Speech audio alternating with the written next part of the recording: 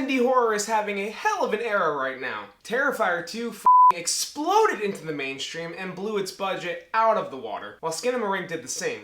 But while Terrifier 2 had a cool $250,000 to work with, Skinamarink did it all on a $15,000 budget. If you've seen my reviews, you'll know that I think that Terrifier 2 is a garbage movie with great effects and a great villain, while Skinamarink is a chilling nightmare of experimental horror. Now, my opinion is my opinion, and the amount of money that those movies have made should be no indication of their quality. After all, everybody has their own opinions.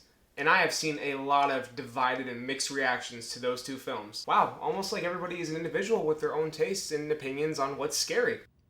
No, God! So, riding this high of indie horror movies that have exploded into popularity, I got really excited when I saw the trailer for the one I'm going to talk about today. A found footage film with a very effective trailer that played right before Terrifier 2. They even showed it after the Nicole Kidman ad, if I remember correctly. Side note, AMC, it's been almost 3 whole years. Nobody wants to see Nicole Kidman go to the movies anymore. So when I saw the trailer for that found footage film, I was definitely interested, and I made a mental note to make sure to write it down, remember what it is, and look it up where I can find it later. And then I proceeded to forget, in Terrifier 2, right out about the bedroom scene. If you know that movie, you know what I'm talking about. So yeah, I completely forgot about this movie until a few days ago when I opened up my AMC app just looking to see what movies I was going to see this week. And there it was, staring me in the face, reminding me of that terrifying trailer that made the hair on the back of my neck stand up, so I got a ticket. Very limited release. I mean, I was the only person in the theater. And let me tell you, ladies and gentlemen, boys and girls, it was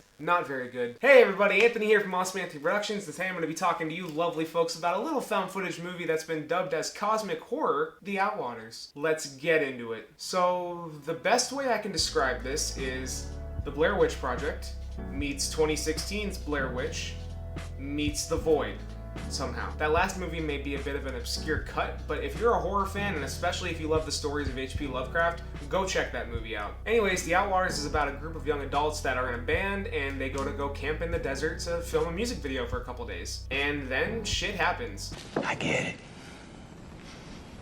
Shit happens. And that shit is not good for our, well, I could say characters, but really they're more like cardboard cutouts. And it's not really that good for us either, because though there are some cool as hell parts in this movie, some very disturbing scenes, and some pretty haunting imagery, ultimately it kinda all just goes nowhere. And while I'm sure the film is littered with hints about the true nature of the film and its message and everything, I never really caught on. Now I'm just gonna address the elephant in the room. I could very well just be oblivious and not have picked up on any of it, and I have been known to be oblivious in the past, just ask my wife, but from where I was, it seemed like the team was just coming up with these really cool, horrific little vignettes and concepts and ideas and just throwing them in with no real connective tissue, from where I was sitting at least. And realizing that, they just used the term cosmic horror to wipe away the sins of all that nonsense. And that is disappointing, because this movie has a super strong as hell opening. I won't say too much, but the opening perfectly sets up the found footage framework of this film, letting you know that this film is going to be divided into 3 acts marked with 3 different SD cards. And all of that is shown while some very haunting audio goes on in the background, which gives you something in the back of your mind that you think throughout the first 2 acts, oh, we've got to end up back at that audio somehow. 911, what are you reporting? Can you hear me? And that kind of gives you something to look forward to, because admittedly in the first act, this movie's super boring. I know found footage. I always expect some downtime in the beginning. We gotta meet the characters, we gotta know their story, we gotta know why they're doing their trip that they're doing, whatever the movie is, whatever the trip is. But nothing happens in the beginning here, aside from a couple music videos, but for the most part, nothing happens for a good 20-25 minutes in this movie. Although in the second act, things do get a little Blair Witchy with campers being woken up in the middle of the night. I won't say why or how, and that does pick it up a little bit, and it did get me very interested. I'm so startled. By the way, I haven't brought this up yet, but it was so distracting. I actually had to get out my phone and take a video in the middle of the theater. I mean, it was an empty theater, but still. Here, just check out the video. This movie is so loud.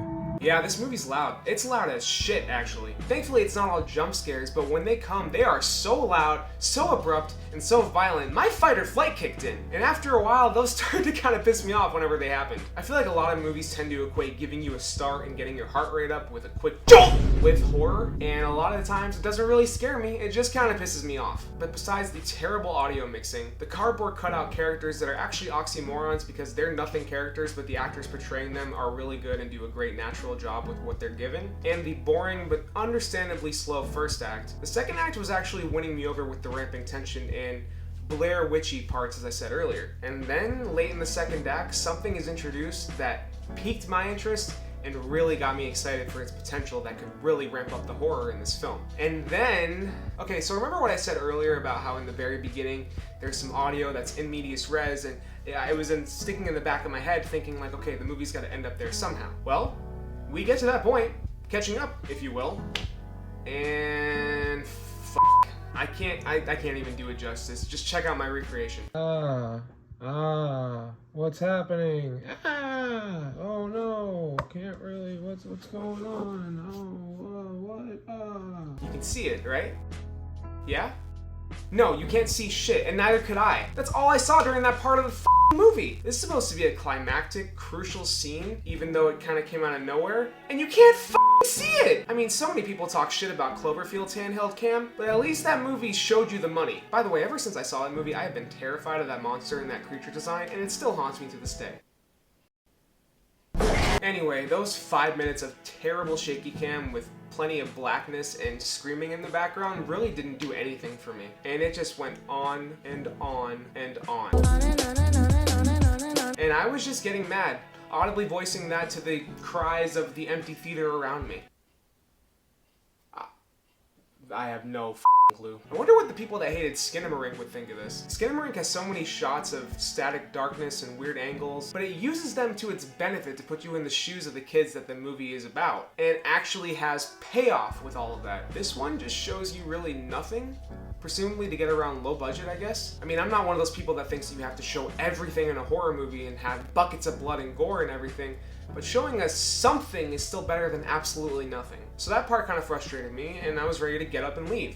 But the credits didn't roll, and the movie kept running, and somehow it piqued my interest again with where it went from there. And that climactic scene that I thought was purposely vague, where you couldn't see anything, actually ended up getting kind of visually explained, and I withdrew my complaint and got reabsorbed back into the movie. And you know what? Right after that, I felt myself really enjoying it, but then the third act decides to drop some acid, take a bunch of Jaeger bombs, and do a backflip into a pool off of a 5-story balcony while it's on fire. It's insane, it's trippy, it's gross, it's kind of disturbing, but most of all, it's confusing, it's kind of dumb, and it makes literally no sense. It's so dumb.